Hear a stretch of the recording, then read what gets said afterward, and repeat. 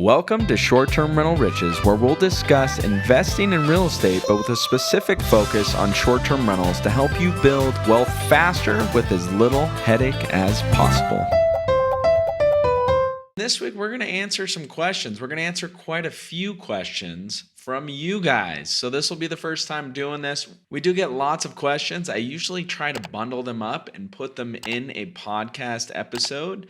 But there's a lot of other ones that have been coming in, so I just wanted to take a chance to kind of do like a rapid fire Q&A. So I'm just going to read the questions that I got and give you my best answers, and hopefully it helps you out there, because the reality is we usually don't ask enough questions. We kind of were trained this when we were in school growing up, right? Like no one wanted to ask a stupid question, and I'm guilty of that myself. There's lots of questions I'm sure I never asked that could have been beneficial. So hopefully this week we can answer some of those for you.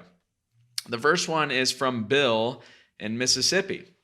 And he said, if just getting started, can we hire VAs, virtual assistants, to help set up and run the automation like Smart Airbnb and Price Labs? Or should we do this ourselves?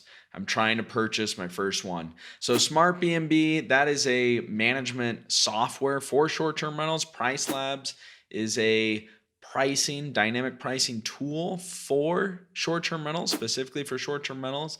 And my suggestion, my answer to this question would be to set those things up yourself, at least for your first property or your first couple properties. But after that, absolutely, you can have your VA help you set up anything, really, as long as you've provided the training and the access to the tools you're using. So my VAs help me with all those types of things. So good question, Bill. Next question, Austin. This is from Austin, and it's about building your network. He says, "Hey, Tim, currently I'm aggressively searching for my first property. The biggest challenge I'm dealing with right now is networking. My circle hasn't yet reached out to the people I would like to have on my team. I'd love to know a little bit more about how you would advise for a young real estate investor looking to get some skin in the game. Sincerely, Austin." This is a great question, Austin, because as you may have heard, our network is our net worth. And that really is true, or at least a lot of that is true, is that we get more and more opportunities if we have a bigger network. And we can get more real estate deals. We can learn of new lenders. We can get all these resources that we might not otherwise be able to get if we have a smaller network. So that's a great question, and I think it's very, very important. And my answer would be, we just got to get in there. So great start listening to the podcast. Hopefully you're checking out some YouTube channels and checking out some events in your area or virtual events. But you got to go one step further than that, and you really have to reach out to the people providing the content or on social media platforms. So you really have to reach out, and you'd be surprised. A lot of people are much more accessible than you might think they are. So give it a shot. I think you'll find that you get some good feedback. And it's one of those things that just takes a little bit of time, but at least acknowledging it is going to set you off on the right path. So good question, Austin. Next question comes from Skip in Tennessee. It says, quick operational question. Do you have one Netflix and YouTube TV account for multiple units, or are you setting up one account per unit? It's a good question. So YouTube and Netflix, those are two different subscriptions, and they both work a little differently. I don't currently have a YouTube subscription or a premium subscription for all of our properties, but I do have Netflix. And the Netflix account, I believe, allows for like 5 simultaneous users. So I try to set up an account for each 5 or so properties. The reality is that in those 5 properties, it's pretty unlikely that everyone's going to be watching Netflix at the same time. So you might be able to stretch that and use one Netflix account for a few more properties. But I do think Netflix is really important. I mean, it's kind of replaced TV, right? That and YouTube. So make sure you've got a smart TV. This next question is also from Skip, and it's, which mattress do we use? This is a tough question because there's not a one size fits all mattress, right? Some people like a mattress that's slightly firmer, some like one that's slightly softer. But the one that we use almost exclusively is a queen size mattress off of Amazon, and it's made by Zenus, Zinus. It's called a 12-inch, so it's 12 inches thick.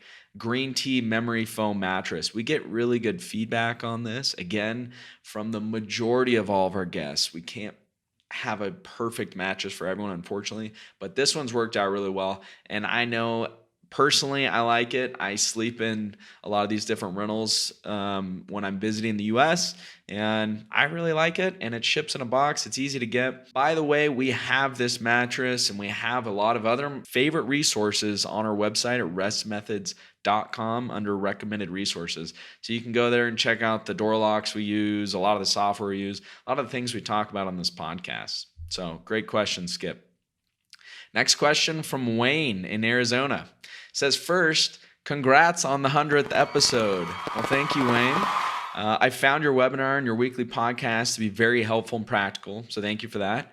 Since participating in your webinar almost a year ago, I now have 3 short-term rental properties, 2 local in Tucson and 1 in Michigan, using an Airbnb co-host. So congrats, Wayne. That is very, very good news. Glad you took the leap. I bet you're glad as well, too. The tools you've suggested, such as Price Lab, SmartBnB, and AirDNA, have made this more manageable, especially while I still have my full-time job. It's all gone very well, with us now qualifying as Airbnb superhosts and generating a nice profit. So thanks once again for being a big part of this success. All that leads up to this question. What resources would you recommend for me to begin more direct bookings? So that is a good question. Direct bookings are bookings that we can take with our short-term rentals directly. So not through Airbnb, not through VRBO. And my answer to this question, I think the easiest way to handle this is to use a management software platform. And those management platforms, like the one I use, HostAway, has a built-in option to list your rentals online on your own website. So that's the easiest way. And then he also asks how you can go about taking payments on that. We use a credit card company called Stripe, and you'll want to link that directly into your management software. And then if you get a direct booking, it's all gonna sync up and just work pretty seamlessly. Now keep in mind, if you're taking direct bookings, you don't have the Airbnb host guarantee like you would have. So you want to make sure you get a deposit and you really vet your guests well, so you don't have any issues popping up. So great questions, Wayne, and congrats on getting several rentals already. That's great news. Alec in Arizona. And I know Alec, he's a friend of mine. He just bought a vacation rental, so congrats, Alec. He has a luxury type vacation rental. And his question was, I have an extra living room, an extra space essentially that's not being used. It's essentially a second living room. Should I add more sleeping space? So this is a good question as well. And I would say it depends. So it depends on your type of rental, depends on the type of guest you have coming. So a luxury rental, I would be much more inclined to add more sleeping space because you usually have families headed there on vacation. So the more space, the more opportunity you have to get your property booked. Now, I experimented a lot with this with a lot of my smaller rentals, and I found that sometimes the rental's too small and you're adding extra sleeping space like on a sofa couch or something like that, it's kind of cramming too many people into a space. That was just my experience, and the more people you have in your property, the more people you have to accommodate, so keep that in mind. It could be a little more difficult on the management side. One thing you can do is charge an extra per guest fee over a certain amount. So let's say your vacation rental had spots for 8 to sleep in. So, but you wanted to add another spot, maybe get a 9th and a 10th guest. Well, you can advertise for 8 people and then charge an additional amount on your 9th and 10th guest. And so that's an option available in Airbnb. So take a look at that. Good question, Alec, and congrats on the property. Next question from Michael. It says, Tim, I've got to say, you have the best resource out there I've run into. I went through a few training sessions for short-term rentals to get different perspectives, and I'm so glad I ran into yours first. You have set the standard at delivering value. Thank you, Michael. The other two compared to your training just doesn't compare. Just want to thank you from the bottom of my heart because you've guided a good portion of my goals in business this year. You're welcome, Michael, and that is great to hear. So Michael's referring to our STR playbook that we added not too long ago on our website, Rest Methods. I really do try to jam-pack that with as much info as I can. It's actually a recording of the virtual event that we do, and the next one's coming up. So if you don't get a chance to attend it live virtually, we will have a copy, and that's what will become our STR playbook. So it is jam-packed as much as I can possibly fit in there.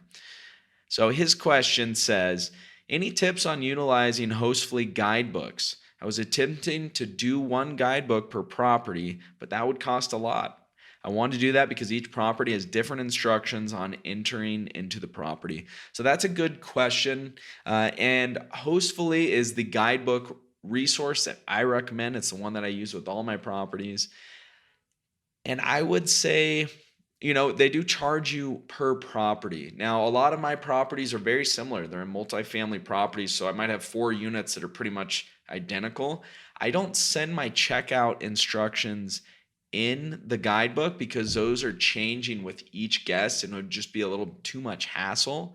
So I have pretty generic information in my guidebook, but that's still very helpful. So it has all of my favorite local recommendations. It has information about parking for multiple units if they all happen to be in the same building or complex. So I don't have a guidebook for every single property individually. I do have a guidebook available for any guest visiting that's going to match their property, but it's not going to be as specific as having check instructions and stuff like that. I would say this can save you a heck of a lot of questioning, and it does make it very nice for your guests. So if all your properties are totally different, I would definitely consider just kind of paying a little extra money and having one guidebook per property. So hopefully that helps answer your question, Michael. And thanks everyone for all the questions. We actually have a lot more. So I'm going to do another episode and hopefully I can answer as many as they come in and bundle them together and we can keep doing these podcasts. They're really good questions. So thank you for sending them, by the way. We like to get the feedback and you guys can check us out on all the podcast platforms. You can also find us on Instagram at Rest Methods. So if you've got a question, please don't hesitate to ask it. I can't promise that I'll get back to you right away, but I do want to get back to everyone. So until next time, have a wonderful day.